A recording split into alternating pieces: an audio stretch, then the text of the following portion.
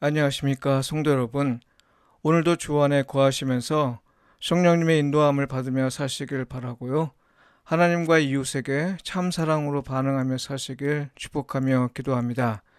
오늘 묵상 본문은 시편 119편 1절에서 16절입니다. 행위가 온전하여 여호와의 율법을 따라 행하는 자들은 복이 있으며 여호와의 증거들을 지키고 전심으로 여호와를 구하는 자는 복이 있도다.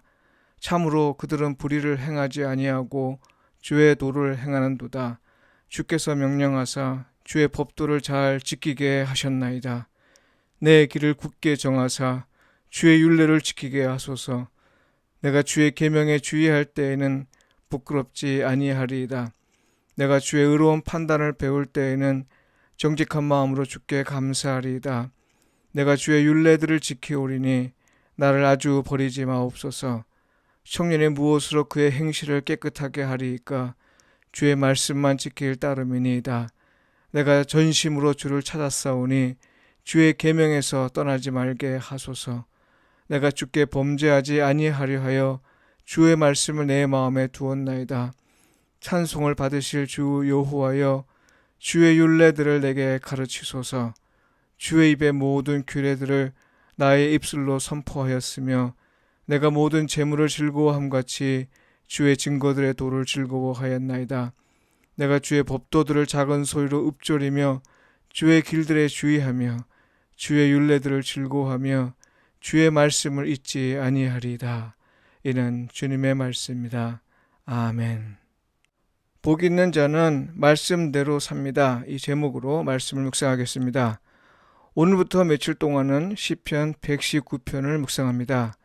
성경에서 가장 긴 구절로 되어 있는 시편 119편은 특히 하나님의 말씀에 관한 노래라 볼 수 있습니다. 16절까지 끄는 건 어떤 의미에 따른 건 아닙니다. 시편 119편은 연관관계가 없는 구절들이 나열되어 있는데요. 특히 알파벳 시편의 백미로 여겨집니다. 히브리어의 알파벳 순서에 따라 시가 전개되기 때문입니다. 오늘 본문의 내용을 보면요. 하나님 말씀을 두고 말씀의 의미와 말씀에 대한 반응, 그리고 말씀과 관련한 기도나 말씀대로 살고자 하는 열망을 표현한 것으로 이루어져 있습니다. 본문에 나오는 율법, 율례, 법도 등은 하나님의 말씀으로 이해할 수 있습니다. 오늘 본문에서 특별한 건 하나님의 말씀에 따라 사는 사람과 그 말씀의 교훈을 지키고 여호와 하나님을 갈망하는 사람은 복이 있다, 이렇게 선언하는 겁니다. 이 선언이 왜 특별한가 하냐면요.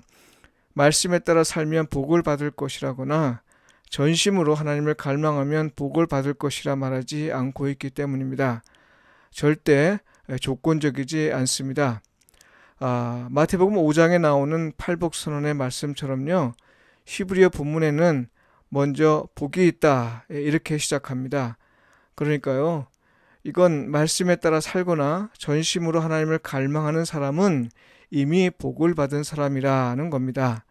결국 복을 받은 사람이 말씀에 따라 살고 또 전심으로 하나님을 갈망할 수 있다는 말이죠. 그래서 복은 하나님의 뜻을 이루도록 하나님이 주시는 능력, 곧 하나님의 능력인 겁니다. 성령님이 오셔서 인도하셔야 말씀대로 살 수 있게 된다는 말이죠. 성령님의 인도함을 받는 사람만이 하나님의 말씀에 따라 살고 또 전심으로 하나님을 갈망할 수 있기에 성령님의 인도를 받는 사람이 불의를 행하지 아니하고 오히려 주의 도를 행하는 겁니다. 주의 도를 행한다는 건 주의 말씀대로 산다는 뜻입니다. 그리고 이건 사람의 양심에 따른 것이 아니고요. 혹은 자기가 원해서 혹은 자기가 생각해서 하는 일이 아니라 주께서 명령하신 겁니다. 그래서 시편 기자는 하나님의 명령에 순종하여 말씀대로 살 수 있도록 기도하는 거죠. 그냥 순종하고 말씀대로 살면 되는데 굳이 왜 기도를 할까요? 네, 복 있는 사람, 곧 은혜로 하나님의 능력을 받은 자로서 한두 번 말씀을 지켰다고 해서 그곳에 안주하지 않고 계속해서 지킬 수 있길 바라는 겁니다. 그렇지 않으면요. 우리를 방해하는 세력들이 달려들거든요. 내 안의 욕망이 가만히 놔두질 않습니다. 그리고 주의 말씀을 지키는 것이 부끄러운 일을 당하지 않는 비결이기 때문입니다. 하나님께 감사하는 일도 정직하지 않을 수 있는 것 같은데요. 소위 위선을 행하는 거죠. 그러니까요. 하나님의 말씀을 올바로 배우는 일은 위선의 죄를 짓지 않고 정직한 마음으로 주께 감사할 수 있게 합니다. 그래서 시편 기자는 자기가 구원을 바라는 이유도 주의 말씀대로 살기 위함이라고 합니다. 주의 말씀을 지키는 일이 억지로 하는 일이 아니며 강제가 아니라 오히려 자기 삶으로 삼게 된 겁니다. 외부의 공격도 이기고 자기 안의 욕망을 이길 때 얻는 경건한 상태가 되는 거죠. 얼마나 놀라운 일인지요. 이어지는 그래서 시편 기자는 말씀이 미치는 일상의 효과에 관해 두 가지를 말합니다. 하나는 주의 말씀은 청년의 삶을 정결하게 지키는 유일한 길이라 말합니다. 청년은 힘이 있고 열정이 있습니다. 무엇이든 할 수 있다는 가능성이 열려 있습니다. 그래서 누구를 의존하려고 하지 않습니다. 청년은 자기를 통제할 건 아무것도 없다고 생각하고요. 그래서 아무도 두려워하지 않으려 합니다. 오히려 자기 삶을 간섭하고 통제하려는 걸 매우 싫어합니다. 이런 청년의 마음을 막을 수 있는 것 아무것도 없어 보입니다. 그러나 시편 기자는 바로 청년의 행실을 정결하게 지키는 길은 오직 주의 말씀을 지키는 것뿐이라고 말합니다. 오늘 우리 시대에 매우 중요한 교훈의 말씀인데요. 이건 시편 기자가 오랜 경험을 바탕으로 주는 교훈입니다. 다른 하나는 말씀은 죄를 짓지 않도록 한다는 겁니다. 말씀이 내 안에서 살아있으면 성령님께서 인도하시기에 그렇습니다. 그러하기에 시편 기자는 주께서 직접 말씀을 가르쳐 주시고 자기 곁을 떠나지 않길 기도하는 겁니다. 이 일을 행하신 분은 바로 예수 그리스도이셨죠. 또 오늘날은 성령님이 이 일을 행하십니다. 성령님이 주의 말씀을 가르치고 깨우쳐 주시도록 시편 기자는 말씀을 선포하고 읽고 묵상하기를 계속할 것이라 다짐합니다. 성도 여러분, 우리가 복 있는 자임을 우리는 무엇으로 알 수 있을까요? 말씀을 지키려 애를 쓰기 전에 먼저 우리가 하나님의 복을 받은 자임을 깨달아야 합니다. 우리는 은혜로 그리스도인이 되었습니다. 이 사실을 아는 것이 중요한 이유는요.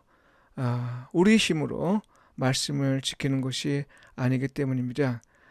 제자들이 예수님과 함께 배를 타고 가다 광풍을 만났습니다. 제자들은 어부 출신이라 배를 잘 제어할 줄 알았습니다. 열심히 그 배를 제어했지만 속수무책이었습니다. 바로 이때 그들은 배 안에서 주무시고 계신 예수님을 깨웁니다.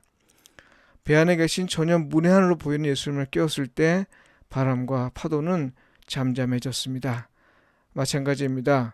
말씀대로 살아야 하는 요구 앞에서 그렇게 살아야 한다고 생각하며 사람들에게 강조하고 또 자신을 강제하려 하지 마십시오.